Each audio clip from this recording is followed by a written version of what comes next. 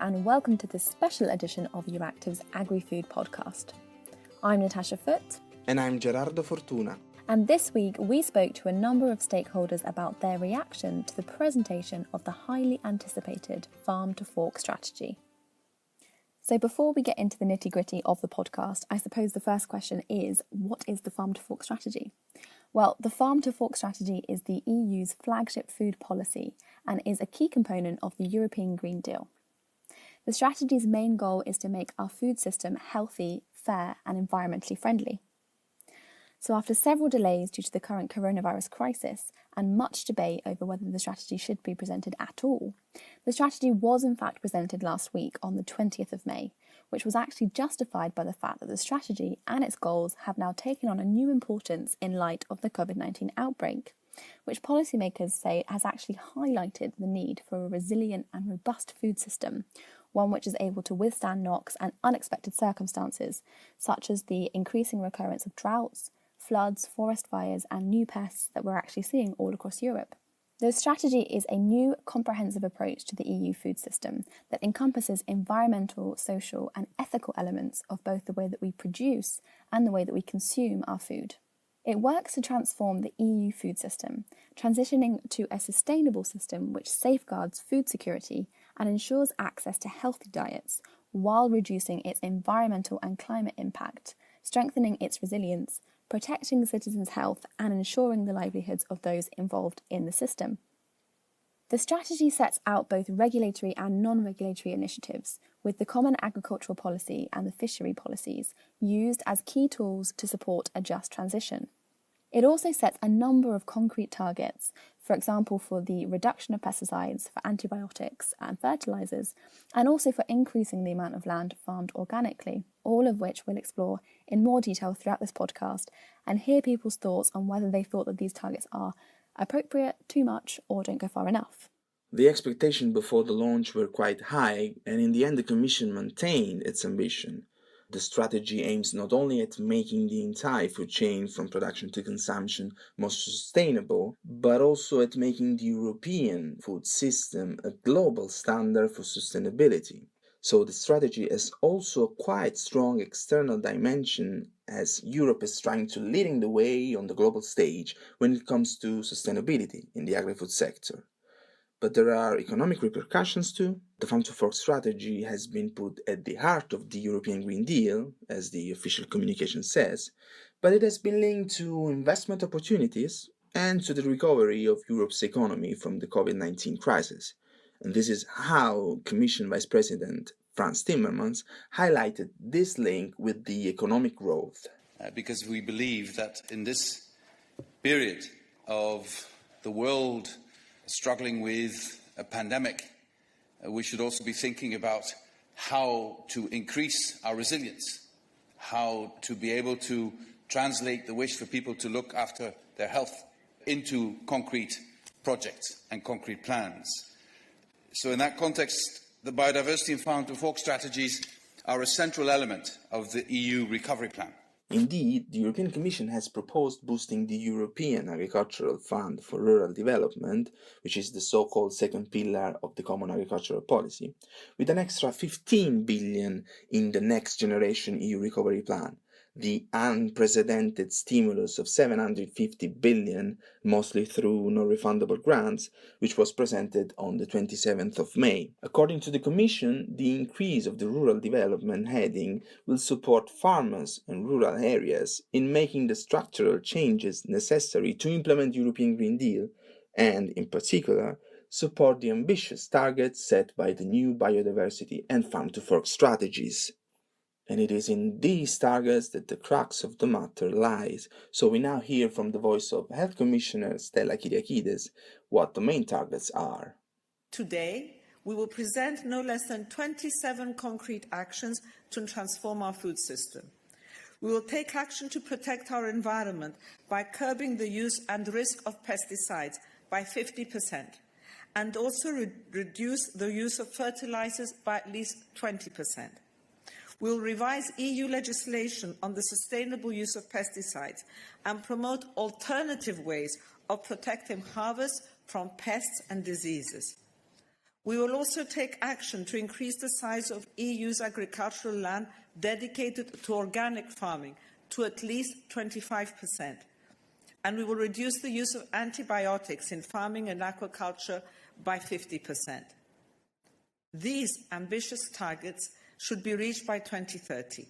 As we said before, the first critical remark was whether to present or not the Farm to Fork strategy, mainly because more time is needed to better assess the consequences of the crisis and shape the political agenda accordingly, since the Farm to Fork strategy is a long-term strategy, and of course, long-term strategies are expected to consider long-term effects. And COVID-19 related ones are, however, still unclear, as the crisis is not over. But the new Farm to Fork strategy contains some provisions for ensuring food supply and food security during crises of any nature, drawing on the lessons learned from the pandemic. We asked the opinion of the chair of the European Parliament's Agriculture Committee, Norbert Linz. The Agriculture Committee, and I in particular, regret that the Commission has adopted the Farm to Fork strategy in this particular period, where all our focus should be on ensuring that our agri-food system continues to deliver food security before launching a major new policy initiative with far-reaching implications for EU farming. I will make sure that the voice of the farm in the Farm to Fork is adequately heard, and I also believe that it is essential for Parliament to be in a position to properly scrutinize and comment on the Farm to Fork strategy. Here I hope and count on my counterpart in ENVI, Pascal Caffin, that we can agree on a joint report on the strategy. On targets, I think it's better to focus on incentives than on obligations. My ideal compromise would be target corridors, which are still ambitious. Also, before we put any targets into legislations, I demand clear impact assessments by the Commission also on food security. To conclude, the strategy will only be a success if all actors are equally involved, from the farm to the fork. And speaking of actors involved, it is impossible not to mention farmers. Copa-Cogeca, the EU Farmers and Agricultural Cooperatives Association, has been partially critical with the targets, and its Secretary General, Pekka Pesonen, explained to EURACTIV why. European farmers and their agricultural cooperatives are very much interested in the recent Farm to Fork and biodiversity strategy of the European Commission. And the reason for this is that all the issues discussed are of major importance for farmers and the cooperatives, and they are the key stakeholder that is supposed to make this happen.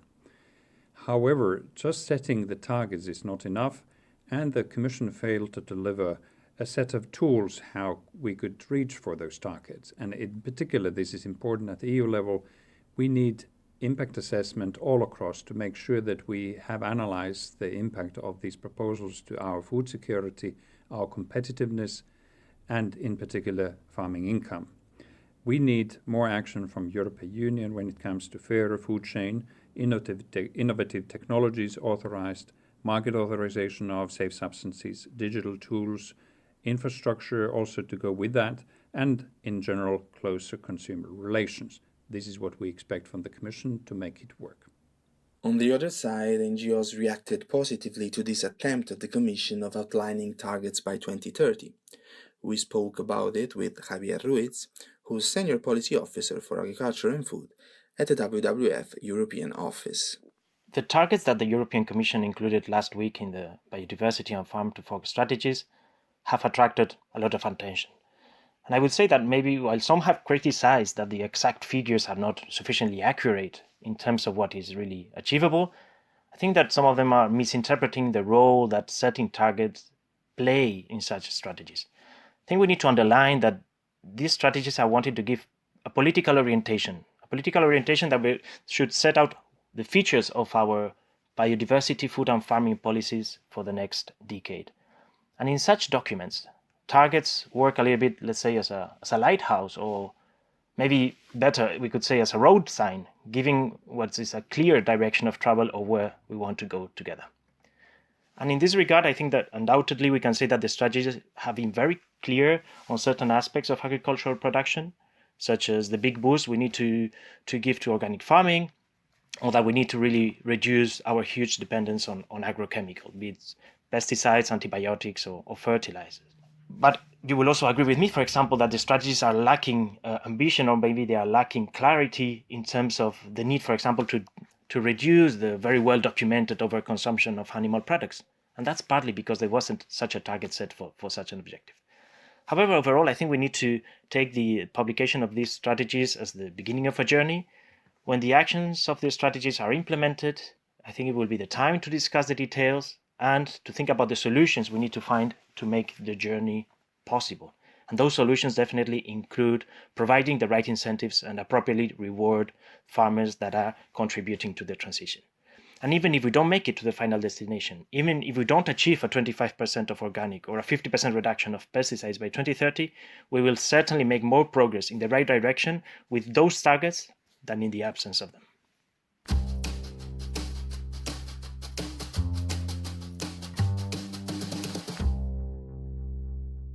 The Farm to Fork strategy unveiled some highly anticipated targets, including for the reduction of pesticide use and risk.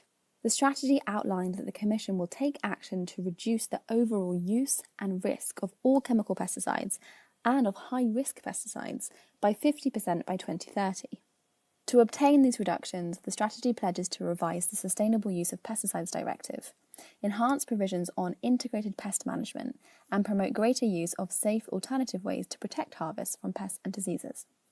Introducing the strategy, EU Health and Food Safety Commissioner Stella Kyriakides said that these are ambitious targets to significantly reduce pesticides by 2030 and are intended to reduce the use and risk for people, including our farmers, and for the environment. We spoke to Geraldine Kutas, Director General at the European Crop Protection Association, who represent the pesticide and biopesticide sector, to hear her thoughts on the strategy.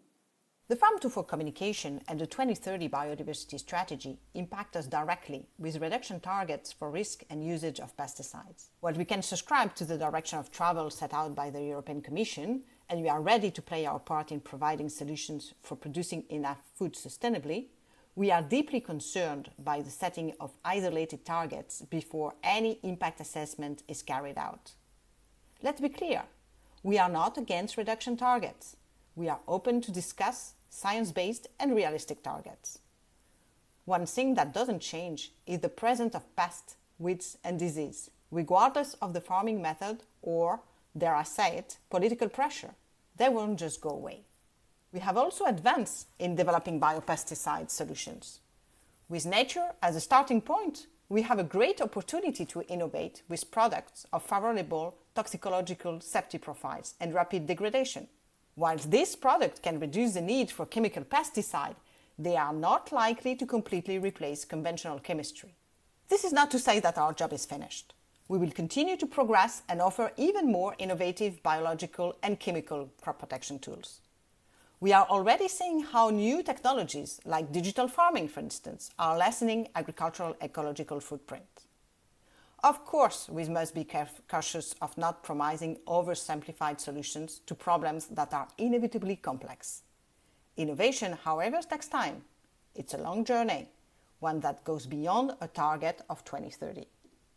Martin Dermine, Health and Environment Policy Officer at the Pesticide Action Network Europe, a network of over 600 NGOs who campaign against pesticides and work to find alternatives to hazardous pesticides, had this to say.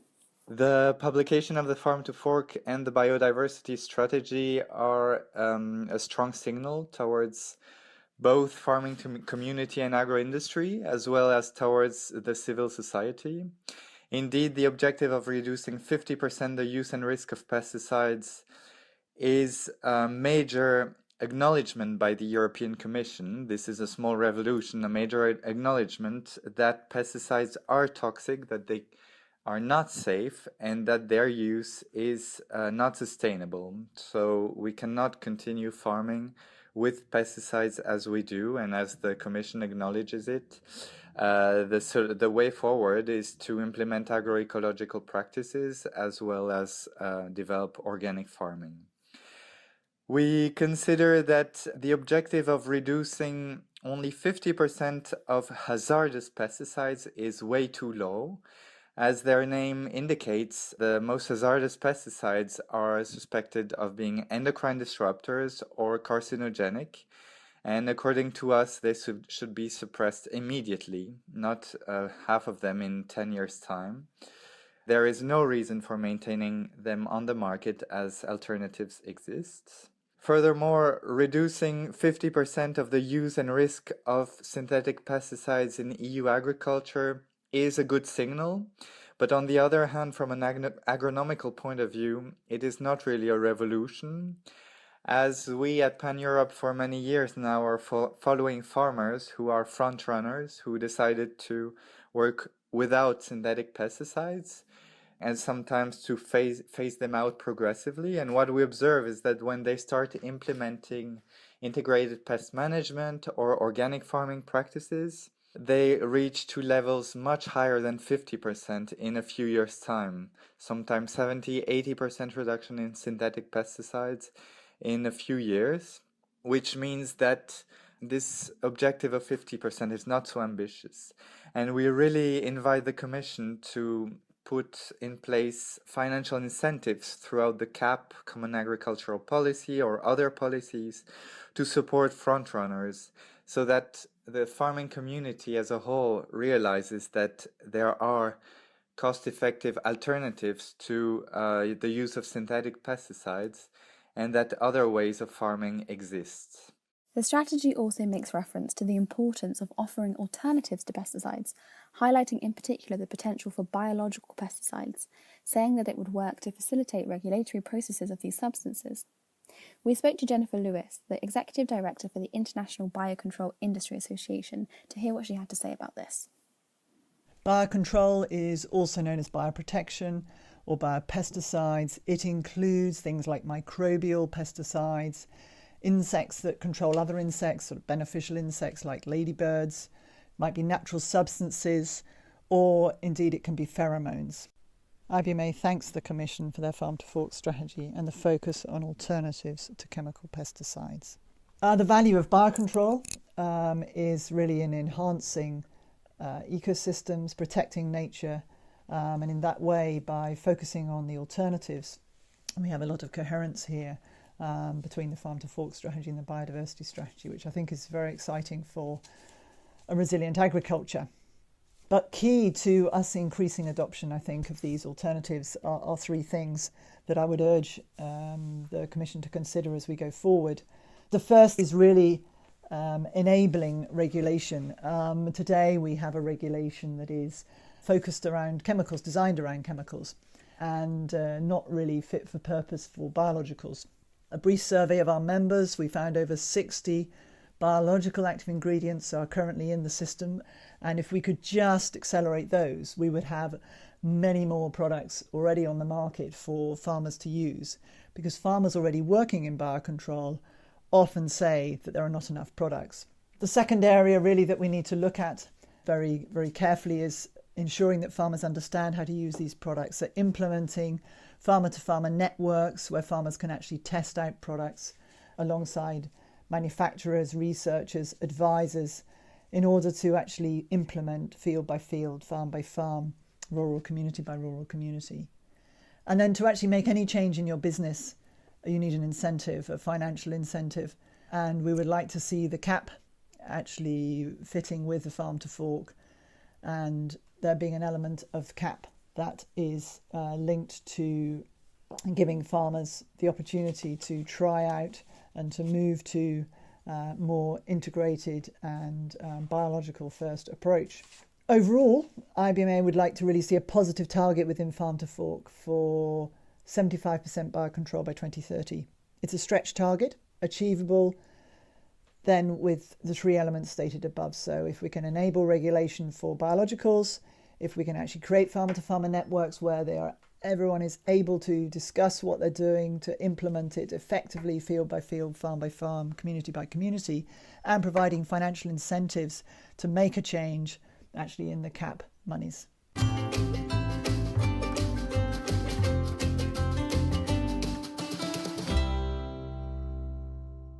The strategy has set out a target of 25% of agricultural land in the EU to be farmed organically by 2030, and this represents a threefold increase.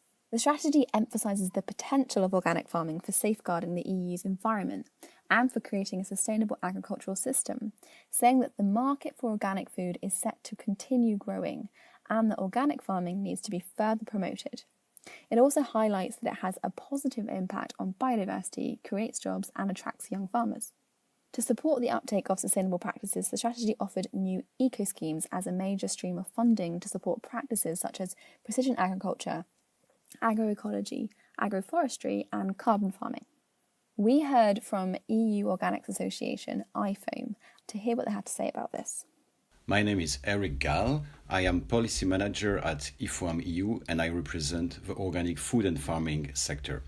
IFOAM EU and the organic food and farming movement welcome the farm to fork and the biodiversity strategies, and especially the target to reach 25% of organic land in the European Union by 2030. This target provides European citizens with a clear and engaging vision of the future of our food system based on agroecology. And we need targets because targets provide a common European ambition and a common European direction and a level playing field among member states. And this is an important aspect because the next common agricultural policy will give more flexibility to member states to set themselves objectives and budgets to meet the CAP objective. So 25% of organic land is an ambitious target, but it can be reached if the CAP is put to contribution at the national level and gives the necessary support to the conversion of farmers to organic and to the maintenance of farmers under organic farming. So the way this should work is that member states would be free to set themselves the adequate target at the national level in discussion with their farming community. So we do welcome this target to reach 25% of organic land in Europe by 2030, and we believe that this is achievable provided the CAP is put to contribution at the national level. And we think it is important to give ambition and direction, and that this will encourage member states at the national level to set themselves ambitious targets and to provide the necessary support for organic conversion and maintenance at the national level. Nick Jacobs from the International Panel of Experts on Sustainable Food Systems, also known as IPS Food, told EURACTIV that he would have liked to see the strategy go further in promoting agroecological practices. This is the first real roadmap for transition that we're seeing from the EU institutions. So it's therefore a very significant document. I think what's notably missing from the farm to fork strategy is the sense that we need a fundamental shift in our production model. And that's missing in terms of the messaging and also in terms of the specific tools being put forward. The shift that we think is needed is towards diversified agroecological systems. So that's mixed crop livestock systems, agroforestry, crop rotations, and other models that kind of build resilience through diversity and through synergies between the different things being grown, not through reliance on synthetic chemical inputs. As I said, we're not seeing that shift being signposted clearly enough.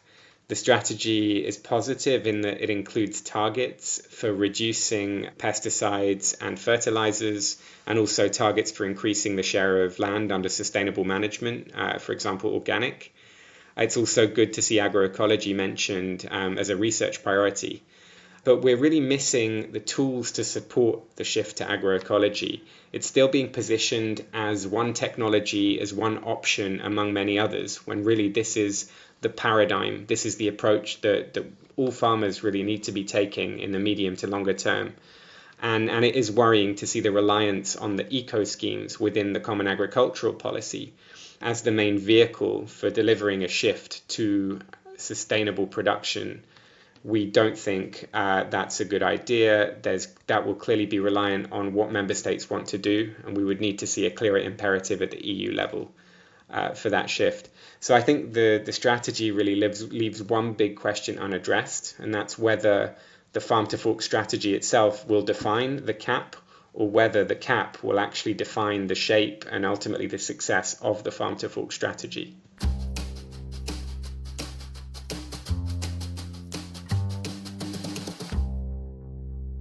Another interesting aspect is the integration of the Farm to Fork's main objectives in the EU Farming Subsidies Programme, the Common Agricultural Policy. This is one of the keys for a successful implementation of the Green Deal in the farming sector. In a recent press briefing, Agriculture Commissioner Janusz Wojciechowski said that the 2018 CAP proposal is already aligned with the Green Deal. In particular, targets will drive measures proposed by member states in their CAP strategic plan to ensure that these plans contain measures to encourage farmers to reduce the use of plant protection products and optimize the use of nutrients. But we asked an expert from the Commission, Pierre Bascu, who's the director in charge of sustainability and income support in the DG Agri, to further elaborate on that. The Common Agricultural Policy, the CAP, will continue to be the main tool to support farmers in the transition to sustainable production and to achieve the Green Deal objectives. The capacity of the future CAP to adequately reflect and support the Green Deal ambitions critically depends on three elements. The first one relates to the need to maintain some key aspects of the reform proposals. And here I would like to refer to the reinforced conditionality, to the mandatory eco-schemes, to the ring-fence spending on the environment and climate, and to the provisions to improve the position of farmers in the food chain. The second element relates to the need to introduce some improvements in the Commission proposals, and this could be achieved in the ongoing work of the co-legislators. And I would like here to refer in particular to the introduction of a minimum ring fencing for eco-scheme in the first pillar, as well as to the provision of additional indications concerning agricultural practices that could be supported under the eco-schemes. The third element that need to be introduced relate to some practical actions that need to be taken in order to assist an effective implementation of the Green Deal. And there I would like in particular to refer to the establishment of a structured dialogue with member states and the provision of recommendations to member states before the draft strategic plan are submitted formally by the member states. The structured dialogue is a new process to support member states in the drafting of a strategic plan. The strategic plans will continue to be based on a SWOT analysis, on a need assessment, and on an intervention strategy. What we want to achieve with this structured dialogue is first to reinforce the coordination and the partnership with member states, and second, to steer them towards a certain strategic orientation to allow a good integration of the new ambition coming from the Green Deal in the strategic plan. The Commission will make recommendations based on its analysis of the situation of each member state in respect of agriculture, rural development, and in respect of the 9 specific objectives of the CAP, taking account of the Green Deal. And the member states will be asked to set explicit national values for the 5 key Green Deal EU targets to show how they intend to contribute to the new EU ambition. And by these 5 key new EU targets, I would like to refer to the target on pesticide, on antimicrobials, on fertilizers, on organic farming, and on high diversity landscape features. Experienced socialist MEP Paolo De Castro, who was the rapporteur for the Parliament in the 2013 CAP reform, is a bit more cautious on this aspect, calling for overcoming the logical separation between the reform of the CAP and the new Green Deal. The Farm to Fork and Biodiversity Strategy, presented last week by the Commission, represents a very ambitious starting point for the discussion that will kick off in the coming months on the future of our agri-food supply chain. This is the beginning of a route that must lead to the creation of a pact of trust between European producer and consumer, based on the quality, transparency and safety of production process and of the product that arrive on our table every day. As Agri Committee, we will work to make sure that all the intervention in these several legislative areas identified by this strategy are based on rigorous impact assessment involving all the actors along the food chain and not diminish the role of co-legislator of the European Parliament and the Council. We need to overcome the illogical separation between the reform of agricultural policy and this big package of new Green Deal or European Green Deal. So we will work as an intensive job of all of our maps, introducing very deep analysis of this proposal. So we will respect all the risk. At the same time, we want to involve all farmers. This reform should be with farmers, not against farmers.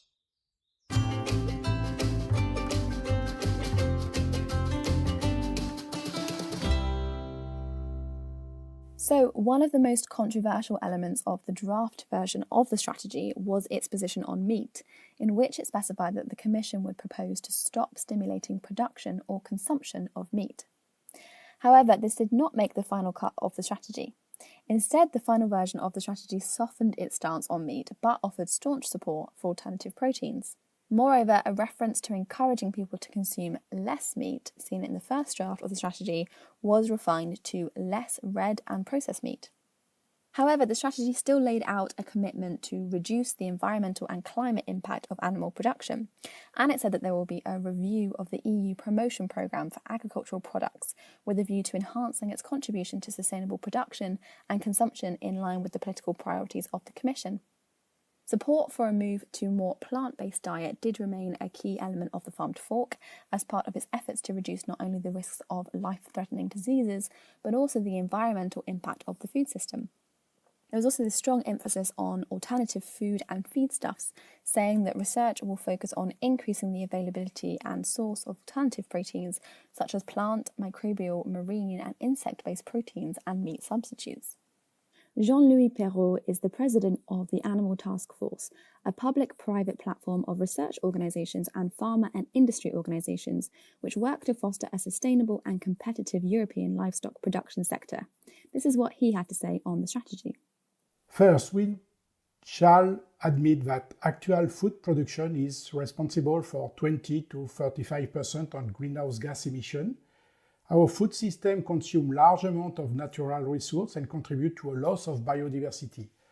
Livestock farming is a major contributor to these drawbacks, but much can be done to reduce the negative impacts.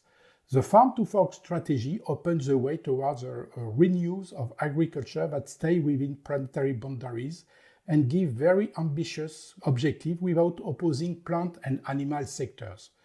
The goal is to develop low-carbon, resource-efficient agri-food systems that provide a wide range of environmental goods and services, such as healthy soils, biodiversity, and attractive landscape. Indeed, the challenge goes far beyond the livestock sector, which is too often considered independently of other agricultural sectors. We should move away from this simplistic plant versus animal or extensive versus intensive position to promote systems well adapted to the diversity of European context and seeking to maximize synergy between the sectors. Matching economical and societal expectations regarding sustainability of our food system will require a conversion of the agricultural sectors that targets nearly every aspect and requires the deployment of technology, new business model, and the support of policy and legislation. Indeed, this is the objective of the Farm to Fork strategy. As part of the food system, livestock farming should reduce its own impact, it's sure, but it is also part of the solution. There are a range of ways in which livestock can contribute to increasing the circularity of the food system. In conclusion, I think that climate-smart, health and welfare perspective and reconnection between livestock and crop sector must be placed at the heart of innovation for the livestock farming system tomorrow. We explain this in the Animal Task Force vision paper and in a common vision paper we produce with Plant for the Future, and these two papers are available on our website. EURACTIV spoke with Olga Keku, head of Compassion in World Farming Europe, which is a non-profit organisation who have the mission to end factory farming and campaign on animal welfare issues in Europe. While we welcome the publication of the strategy as the EU Commission commits to improving animal welfare legislation and making agriculture more sustainable, we also regret the timid approach adopted on some issues, which we fear will not lead to the much-needed systemic change. In particular, the Farm to Fork strategy lays out plans to revise the animal welfare legislation, and we fully support this, and we await for more news about the next steps in this area. With regard to the Farm to Fork's ambition on meat reduction, though, we feel that much more work is urgently needed. While the strategy recognizes that our food consumption patterns are unsustainable and that the EU average consumption of whole grain cereals, fruits and vegetables, legumes and nuts is insufficient, what is proposed regarding this particular area is rather weak and lacks a level of ambition that is required to make the strategy more visionary. Based on the published version of the Farm to Fork, we renew our call on the EU to set ambitious targets to reduce the production and consumption of animal products, including fish, instead of subsidizing industrial animal agriculture and using EU money to promote production and consumption of animal products. We urge the EU to move ahead with a much-needed transition towards plant-based foods. We strongly believe that prices of animal products must reflect the many negative externalities from industrial animal agriculture. In all, we are hopeful for the future, and we see the Farm to Fork strategy as a first step for a long-awaited reform towards healthier and more sustainable food systems with plant-rich diets to benefit people, animals, and the planet. Given the strong emphasis on alternative food and feedstuffs in the strategy, we spoke with Alex Holst from the Good Food Institute, which is a non-profit that promotes plant-based alternatives to meat, dairy and eggs, as well as cultivated meat. Here's what he had to say. At the Good Food Institute Europe, we are committed to building a truly sustainable, healthy, safe and just food system by advancing alternative proteins for human consumption, such as plant-based and cultivated meat. We truly believe that changing the way that food is produced is necessary to address global challenges related to climate change and biodiversity loss, human health, animal welfare, and global poverty. The Commission's Farm to Fork strategy marks an important step in the right direction. In it, the Commission endorses the need to boost public investment in plant-based protein and other alternatives to conventional meat as part of its green transition. This is a major step forward. Alternative proteins such as plant-based and cultivated meat can play a critical role in Europe's transition to a more sustainable, healthy and just food system. They also represent a major commercial opportunity for Europe to implement a truly green recovery from the recession caused by the current pandemic. We warmly welcome the Commission's endorsement of the need for greater R&D investment into alternative proteins. But the strategy is not an end in itself. It is rather an important step on the path to finding sustainable food solutions. Over the next months and years, the EU needs to deliver. And we are looking forward to working with the Commission and the other EU institutions to ensure that public resources will actually be spent on alternative proteins and that the right types of products are prioritized, namely alternatives for conventional meat, not just new sources of feed for animal agriculture. Formulating Horizon Europe, the EU's next multi-annual research funding programme, and finalising the current reform of the Common Agricultural Policy will be crucial for the EU to deliver on its ambition in the Farm to Fork strategy.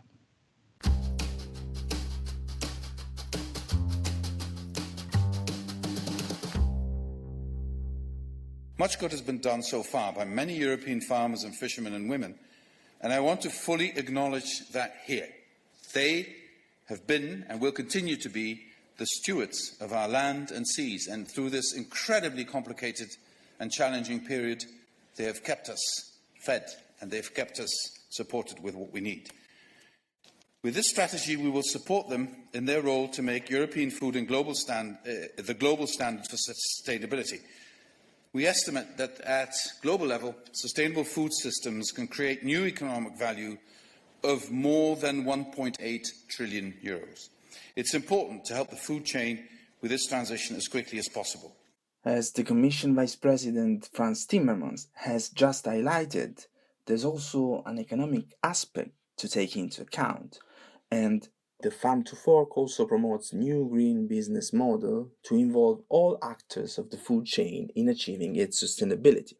For instance, it supports a more circular way of intending food processing and retail, as well as socially responsible production methods. We spoke with Will Surman, the Director of Public Affairs and Communication at Food Drink Europe, the organization representing the food and beverage manufacturing sector. Turning to the Farm to Fork strategy, I think what it got right was its ambition. There is an urgent need for a transition towards sustainable food systems. And in that, it's absolutely vital that we get to climate neutrality by 2050. We support that ambition, and we want to help the Commission to build that gold standard around environmental, social and economic sustainability. And I think as an industry, we're uniquely placed at the centre of the food supply chain. If you see that we purchase around 70% of all EU agricultural raw materials before producing good food and drink products that then get sold on to retailers and ultimately the enjoyment of consumers. Sustainable production and the circular economy are of course central and need to be in the Farm to Fork strategy. The industry can and is becoming more energy efficient in its operations. It's using more renewables. We're working within our supply chains to improve the footprint of products, to preserve natural resources, and helping to halve food waste by 2030.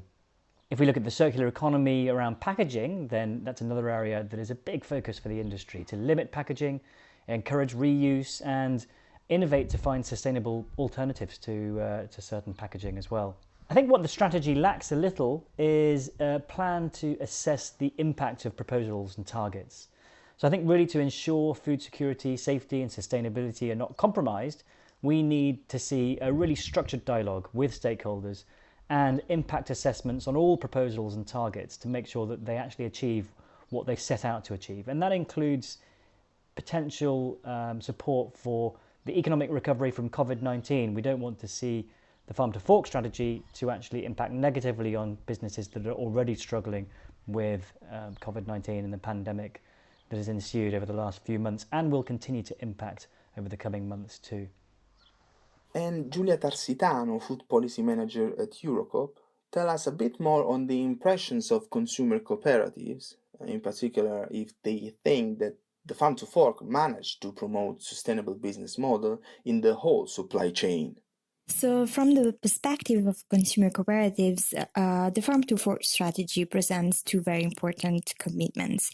One is that it envisaged action to scale up and promote circular business models, which are sustainable and socially responsible.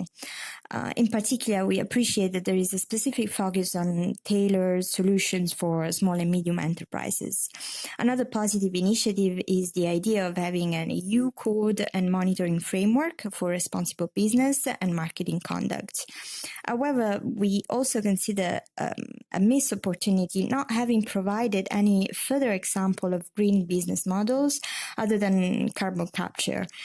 In particular, the strategy really fails to highlight the importance of business models that promote short supply chains and local food products.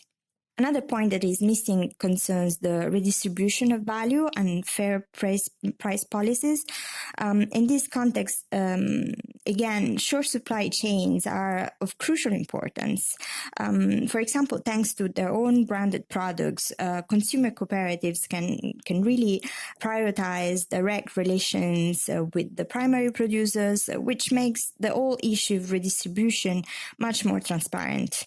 So I guess in conclusion, we are fully supportive of stimulating this debate on responsible business and marketing conduct. However, to really ensure a level playing field, this measure has to be accompanied by sanction to discourage non-compliance. And we would also like to call on the Commission to undertake an assessment study of existing and emerging alternative business models, which are based on principles different from profit maximization, that they are people-centered, that the values transparency, equity, social engagement, and responsibility.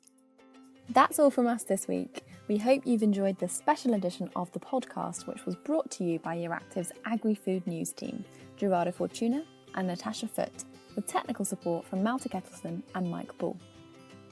I'm Natasha Foote. Thanks for listening. See you next week.